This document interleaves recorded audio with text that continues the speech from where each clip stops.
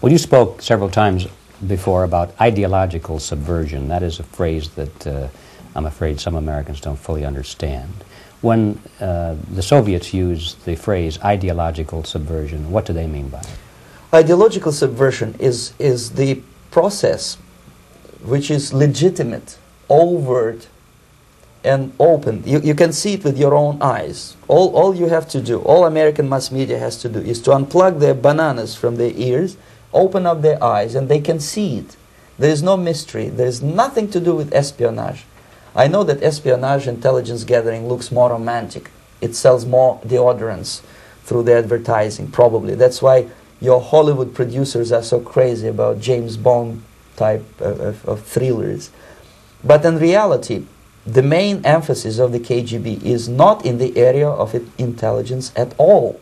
According to my opinion and opinion of many defectors of my caliber, only about 15% of time, money, and manpower is spent on espionage as such. The other 85% is a slow process which we call either ideological subversion or active measures, активные мероприятия in the language of the KGB, or psychological warfare.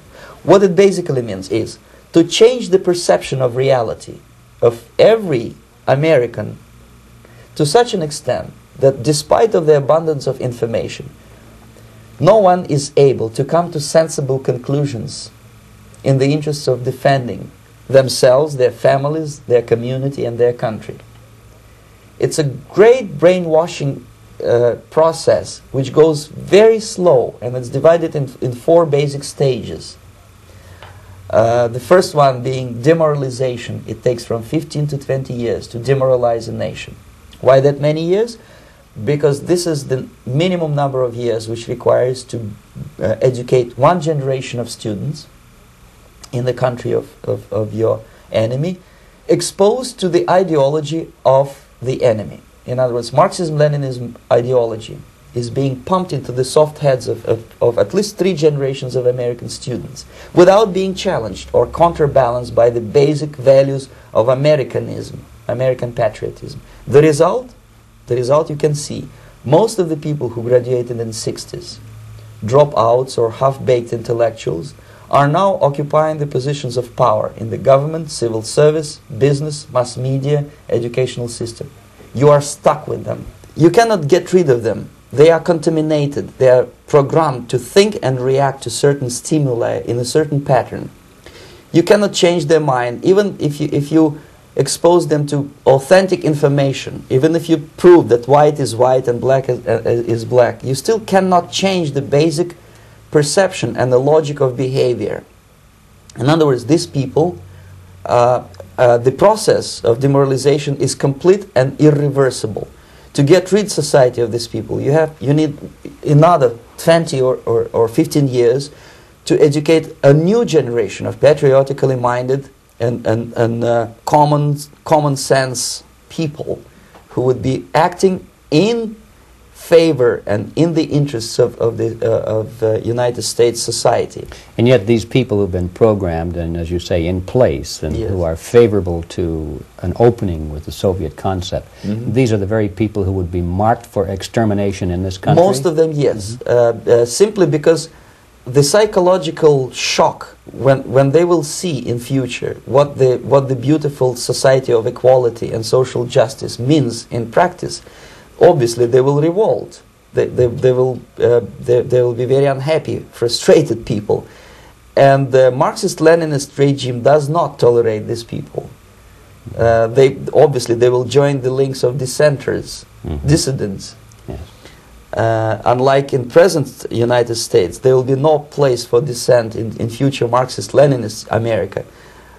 Here you can get popular like Daniel Ellsberg and filthy rich like Jane Fonda for being dissident, for criticizing your Pentagon. In future, these people will be simply squashed like cockroaches. Nobody is going to pay them nothing for their beautiful, noble ideas of equality. This they don't understand, and it will be a greatest shock for them, of course. The demoralization process in the United States is basically completed already. For the last 25 years, Actually, it's overfulfilled, because demoralization now reaches such areas where previously not even Comrade Andropov and all his experts would even dream of such a tremendous success. Most of it is done by Americans to Americans, thanks to lack of moral standards. As I mentioned before, exposure to true information does not matter anymore.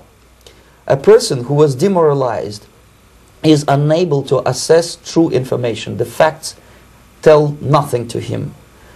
Even if I shower him with information, with authentic proof, with documents, with pictures, even if I take him by force to the Soviet Union and show him concentration camp, he will refuse to believe it until he is going to receive a kick in his fat bottom. When a military boot crashes his balls, then he will understand, but not before that. That's the tragic of the situation of demoralization. So basically America is stuck with demoralization, and unless, even if you start right now, here, this minute, you start educating new generation of Americans, it will still take you 15 to 20 years to turn the tide of ideological perception of reality back to normalcy and patriotism. The next stage is destabilization. This time, subverter does not care about your ideas and the patterns of your consumption. Whether you eat junk food and get fat and flabby, doesn't matter anymore. This time, and it takes only from 2 to 5 years to destabilize a nation, what matters is essentials: economy, foreign relations, defense systems. And you can see it quite clearly that in some areas, in such sensitive areas as defense and economy, the influence of Marxist-Leninist ideas in the United States is absolutely fantastic. I could never believe it 14 years ago when I landed in this part of the world, that the process will go that fast. The next stage, of course, is crisis. It may take only up to 6 weeks to bring a country to the verge of crisis. You can see it in Central America now.